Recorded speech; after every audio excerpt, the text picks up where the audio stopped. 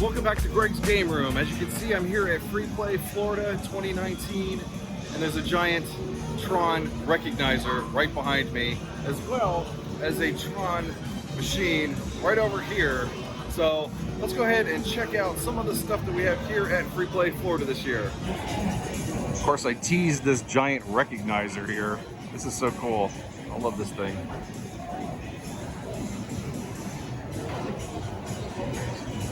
And of course, inside the recognizer, we've got Tron, the game that actually made more money than the movie did.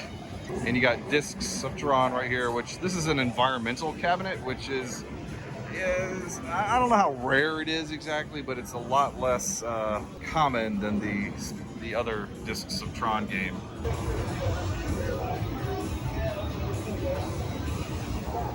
And we got the Tron Legacy Pinball machine here, Tron Cabaret cabinets, and another stand-up discs of Tron. I love the whole like 3D look on the disc there. That's so cool. And then inside this glass case, you've got pretty sure that's an original light cycle from back in the day. I don't know about this character here. This may be original too, I'm not sure. Some other cool Tron stuff here. Tron Halloween mask. And then down here looks like we have a signed script from the movie. Very cool. All right, so here's a game that they tried to have last year, but I understand it was smoking. It's called Marble Man, and it's the sequel to Marble Madness. Marble Madness 2, which, as far as I know, there's only 3 of these in the world. And I'm gonna play it. I have no idea what I'm doing. Let's just try it. Let's see what happens.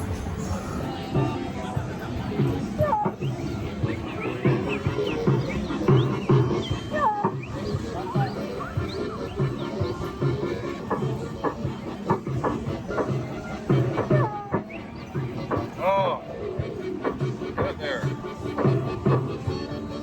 Yes. There we go. Here's some classic arcade games. Quantum, which is, I believe that's on an arcade 1-up, which is kind of a strange game where you draw vector lines. Let me just keep drawing circles all the time. That was good. Oh hey, you can see me in this reflection there. This is a hard game. I can understand why it didn't sell too much. Then we got Escape from the Planet of the Robot Monsters, Marble Madness, Peter Pack Rats, Food Fight. This is like the Atari section right here, apparently. And also Blasted, which, well, that's a Midway game. I've never heard of that one before. And you got the venerable Apicary Warriors. ABBA, right, James? ABBA. Well, I don't think it works on the arcade version.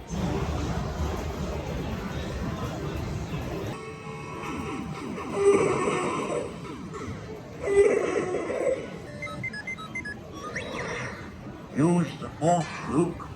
That means don't shoot. You go down the trench and you don't shoot, you get a bonus for using the force. Luke, trust me. I'm trusting you, Obi-Wan. Yahoo! You're all clear, kid. Boom. Yes.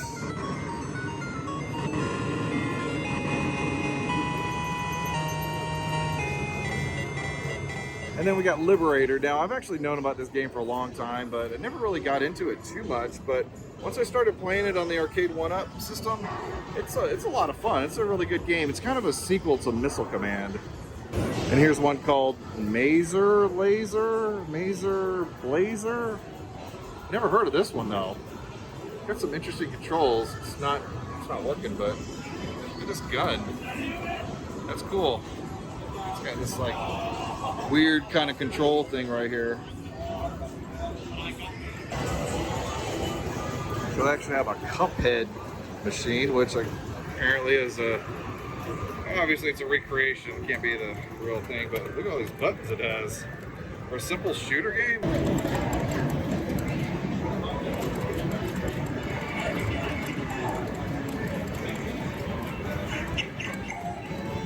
I don't know how to jump, I only have one hand.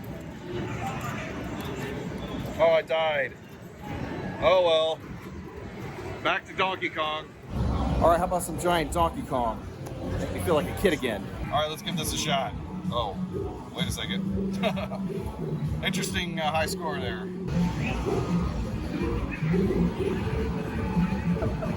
All right, let's get up there. I know I can do it. Oh, why did I get the hammer? No, I'm stuck here.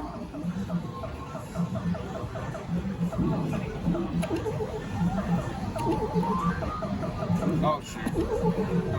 Oh my gosh, I'm getting a lot of barrels here. Oh, that was close. No!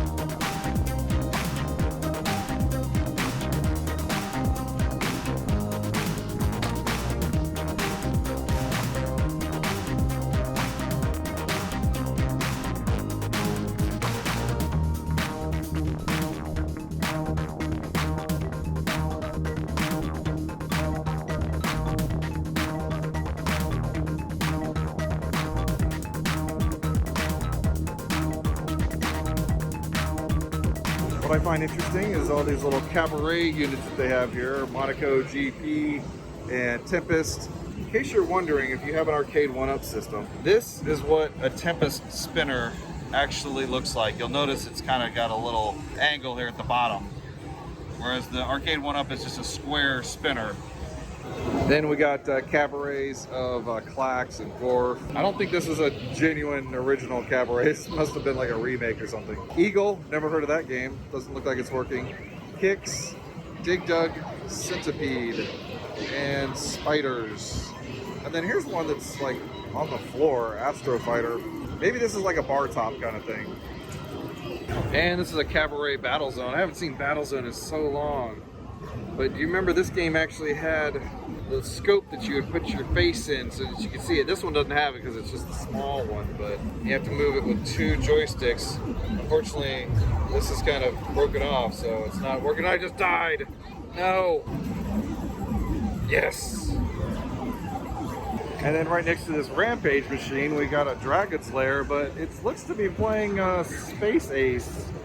So they forgot to put the Dragon's Lair disc in there. And this one's called Space Zap. I like this one for some reason. This is just a weird game. It's just so basic. But it has 4 buttons and a start button. And all you do is shoot in 4 directions from the monsters coming at you or whatever. But there's a mirror here, I guess because maybe people want to see over your shoulder what you're doing. And this is the exact arcade Mortal Kombat 2 machine that I played Mortal Kombat with Daniel Pesina. That was pretty awesome. I was actually playing the game with Johnny Cage. And I'll insert a little clip from my live stream right now. Hey guys, this is Tabmock99 recording this.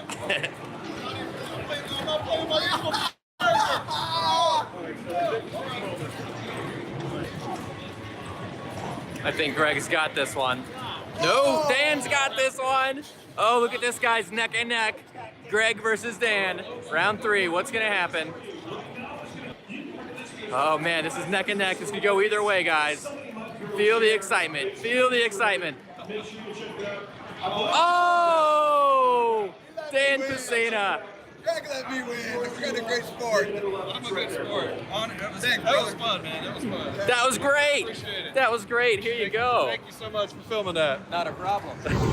And now on to pinball, which appears to be extremely popular here today. Also, they got this weird air hockey table. Yeah, it's kind of in a circle.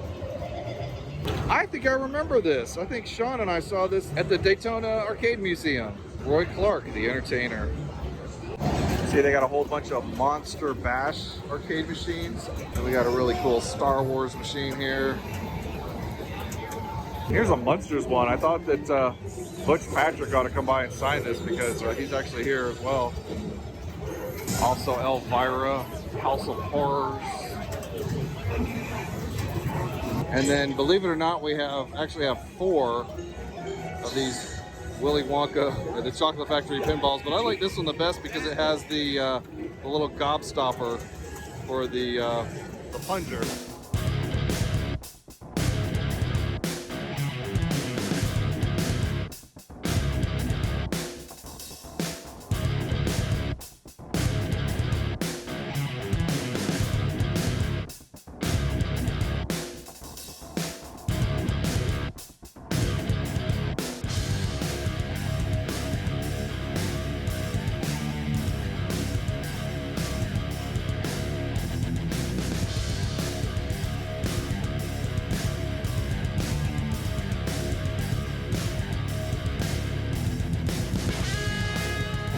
And then after the pinballs, we got the console machines. You got an Xbox 360, PlayStation 2 here, PC Engine Duo R. Never heard of that one before.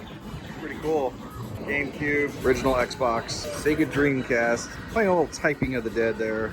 Sega 32X playing Star Wars. There's a 3DO playing Mad Dog McCree, and a Nintendo 64 playing Episode 1 Racer. Sega Master System, Atari 7800, Intellivision 2, the Vectrex, which I really want a Vectrex someday, but they're kind of expensive. And then here we have the Odyssey 2. I used to have one of these back in the day. Well, my grandparents had one. Atari 2600 playing Pitfall 2, which is appropriate considering that David Crane is here this weekend. And then here we have a Fairchild Channel F playing Pac-Man, which I don't believe was an original game back in the day. It has a multi-card here, so yeah, that's not an original. And then we got the PlayStation with some kind of a card built on the back, so you can play any game you want on it. Here's an Aquarius computer. Kind of rare. You got an Apple IIgs playing the Oregon Trail.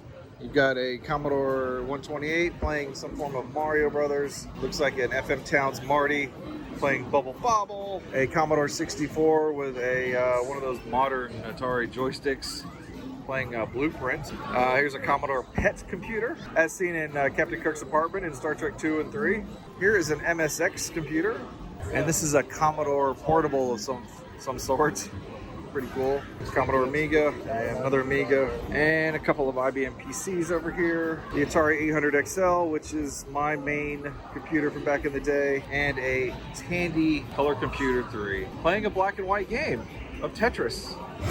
And here are a couple of Mold-a-Matic, Mold-a-Rama thingies. This one is I think this one's a reproduction, probably not one of the original ones. The first vending machine to produce injection molded plastic figures appeared at the Seattle World's Fair in 1962.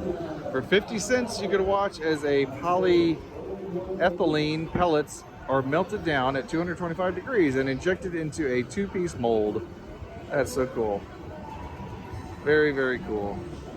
And here's some other materials. So let's pictures right here. Some molds and some other molds right here. These are very cool. And then one of my favorite places to come is the pre-war area over here. Here's a nice young lady playing the pinballs. What are you playing? Oh, I remember this one from last time.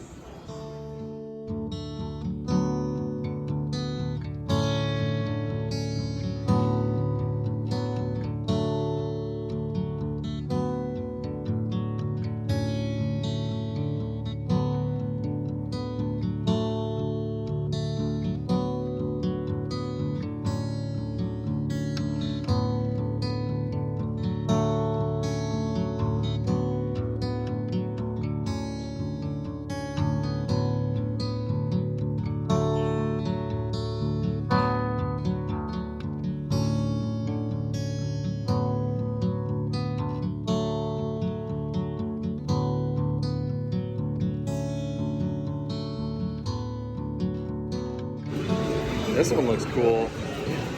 Maybe it works. Let's try it. Push this in, all the balls fall down. We gotta turn the knob to get the balls to come out. Oh, we can get a whole bunch of balls to come out. Maybe. Oh, there we go.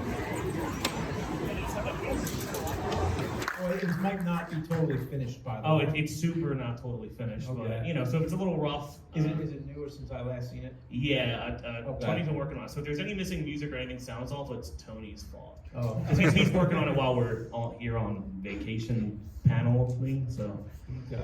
Yeah, and- Oh, if you see anything that's that's worth changing, this would be the time. Yeah. You know, let's have this be like a little yeah, like you a guys work, are helping. like a workplace, this focus group. Yeah. You centrifugally focus, man.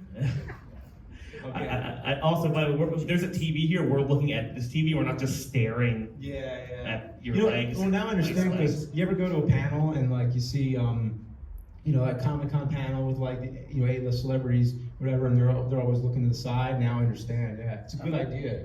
Yeah. Because it So looks we like don't we're- have to be like. Yeah, it looks like we're ashamed of it. Like, Yeah. Yeah.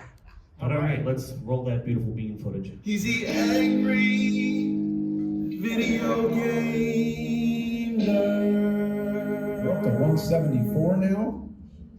And then we got this really cool pitfall photo op right here. Sit on that and pretend to be swinging over the alligators.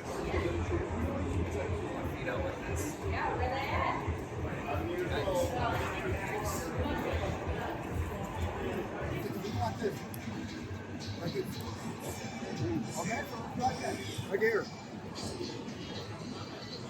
Here. Here. Here. Okay, so try one more time. So here we go. 1, 2, 3. So we try it one more time. 1, 2, 3.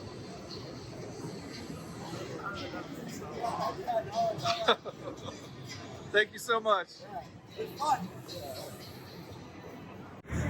So I just got my childhood Pinball 2 cartridge signed by David Crane. My Donkey Kong cartridge signed by Garry Kitchen. And my Kung Fu Master signed by Dan Kitchen. There's David. There's Gary. There's Dan. Thank you guys so much. It's an honor meeting you. All right, well, I think that's going to do it for my time here at Free Play Florida. Thank you all for watching. Have a great day. Make sure you hit the subscribe button and all that good stuff.